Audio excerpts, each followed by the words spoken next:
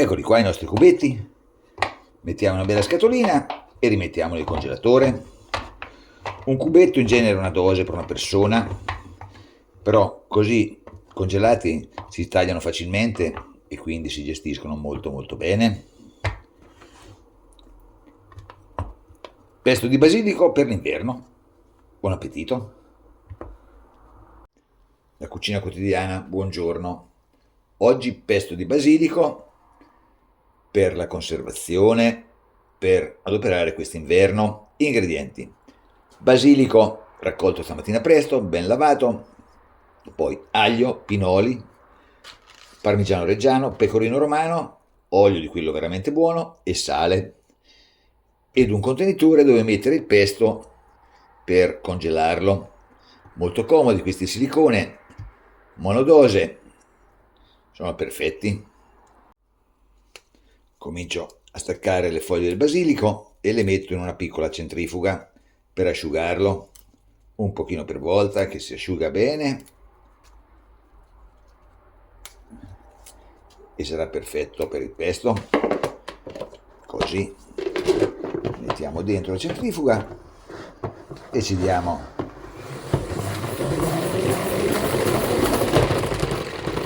una bella girata da una parte e poi dall'altra. Ci aiuterà tantissimo a togliere l'acqua. Eccolo qua, abbastanza asciutto. Appoggiamo sopra un tiro da cucina e continuiamo a fare il resto del basilico. Pesto, andiamo a cominciare. Il vaso del frullatore l'ho messo nel congelatore, ho messo il tutto in un altro contenitore con del ghiaccio per tenere più freddo possibile il tutto, perché altrimenti tagliando il basilico con le lame di acciaio del frullatore, si riscalda troppo, ci diventa un pochino marrone. Così dovremmo riuscire a evitarlo, perlomeno in parte. Comunque dicevo, basilico, aglio, dentro, non fuori, così, tagliamo a pezzetti che facciamo prima, così, aglio di sulmona rosso, se riesco a prenderlo, guarda dove è andato, qua giù, dei pinoli e un pochino di sale grosso. Il basilico ne metterò molto di più, ma adesso intanto frulliamo, così ci si abbassa di volume. Ecco qua. E cominciamo a tagliare.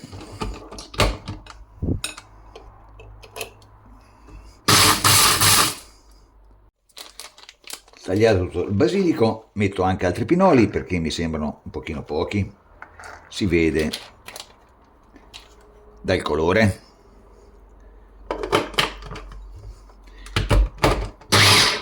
E frulliamo. L'ho assaggiato, sa pochissimo di aglio e quindi ne metto un altro spicchietto.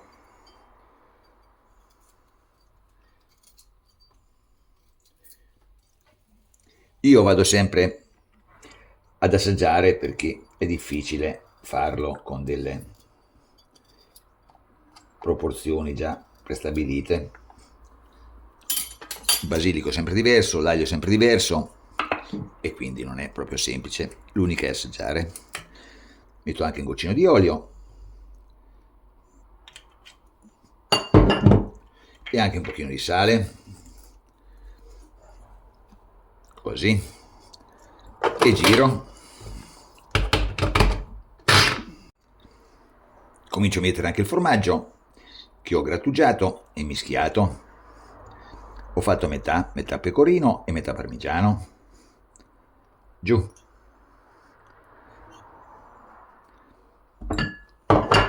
Olio e giriamo ed assaggiamo.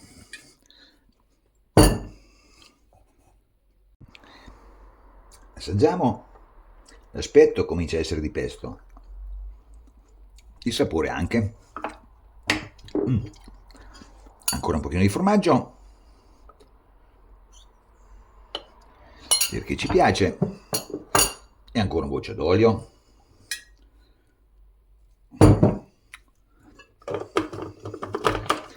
Sempre per non bruciare, il tritaverdure l'adopero a impulsi, di modo che non si riscalda troppo. Ormai ci siamo. Do un'ultima girata e poi le mettiamo nelle vaschette. Saporito. Buono. Il pesto è pronto e adesso comincio a metterlo dentro il contenitore di silicone, così. Ogni vaschetta è la dose per una persona, poco più, e riempiamo per bene. Vaschette pronte, è rimasto anche bello verde. Porto in congelatore e siamo a posto per un po'. Probabilmente quando poi lo scongelo ci sarà bisogno di aggiungere altro olio o del formaggio, vedremo a seconda dell'occasione. Pesto di basilico congelato il giorno dopo, tutto bello congelato. Tiriamo fuori i nostri cubetti. Il silicone è morbido e veramente comodo, così si tirano fuori benissimo. L'unico inconveniente del silicone è che non è facile togliere il profumo del basilico, rimane veramente tanto. Eccoli qua i nostri cubetti, mettiamo una bella scatolina e rimettiamo nel congelatore.